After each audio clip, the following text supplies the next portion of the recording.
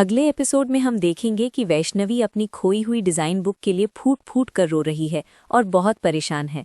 तुलसी वैष्णवी को गले लगाकर समझाती है कि उसका हुनर उसके दिमाग में है और कोई भी उससे उसकी कला नहीं छीन सकता। इधर ऋतिक उस लड्डू का स्वाद चखकर अपनी माँ की पुरानी यादों में खो जाता है और उसकी आंखों में आंसू आ जाते हैं। ऋतिक को यह एहसास होने लगता है कि मिताली ने चोरी करके बहुत बड़ा पाप किया है और उसका मन ग्लानि से भर जाता है। मिताली अपनी जीत का जश्न मना रही है और वो उन चुराए हुए डिज़ाइनों का इस्तेमाल अपने करियर को आगे बढ़ाने के लिए करना चाहती है। पार्थ मिताली को समझाने की कोशिश करता है, लेकिन मिताली अपनी जिद पर अड़ी रहती है और ऋतिक का मजाक उड़ाती है। दूसरी तरफ मिहिर और नैना के बीच तीखी बहस होती है, जहां मिहिर साफ कर देता है कि वो नैना से कभी प्यार नहीं कर पाएगा। मिहिर नैना को चेतावनी देता है कि शादी का बंधन केवल एक समझौता है और वो उसे कभी अपनी पत्नी का दर्जा नहीं देगा।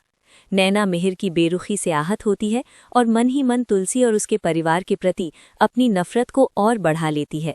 इसी बीच तुलसी के पास मुंबई से एक फ़ोन आता है, जहां उसे एक बड़े प्रोजेक्ट या काम के सिलसिले में बुलाया जाता है। आरती और वैष्णवी तुलसी को प्रोत्साहित करते हैं कि उसे अपने जीवन में आगे बढ़ने के लिए मुंबई ज़रूर जाना चाहिए। तुलसी को अपनी जिम्मेदारियों की चिंता होती है, लेकिन परिवार के दबाव और समर्थन के कारण वो जाने के लिए तैयार हो जाती है। ऋतिक वापस मंदिर की ओर भागता है ताकि वो उस महिला या लड़की को ढूंढ सके जिसने उसे वो स्वादिष्ट लड्डू दिए थे। उसे लगता है कि उस लड्डू का स्वाद उसकी असली पहचान या उसके बीते हुए कल से जुड़ा हुआ है। वैष्णवी बिना किसी बुक के फिर से अपनी याददाश्त से उन डिज़ाइनों को बनाना शुरू करती है जो मिताली ने चुराए थे। तुलसी मुंबई जाने की तैयारी करते हुए अपने घर और बच्चों को लेकर थोड़ी भावुक हो जाती है और भगवान से शक्ति मांगती है। किस्मत अब एक नया खेल खेलने वाली है, क्योंकि तुलसी और मिहिर दोनों अनजाने में एक ही शहर की ओर बढ़ रहे हैं। अगले दृश्य में हम देखेंगे कि ऋतिक और कृति की फिर से मुलाकात होती है, जहां ऋतिक उससे लड्डू बनाने वाले के बारे में पूछता है।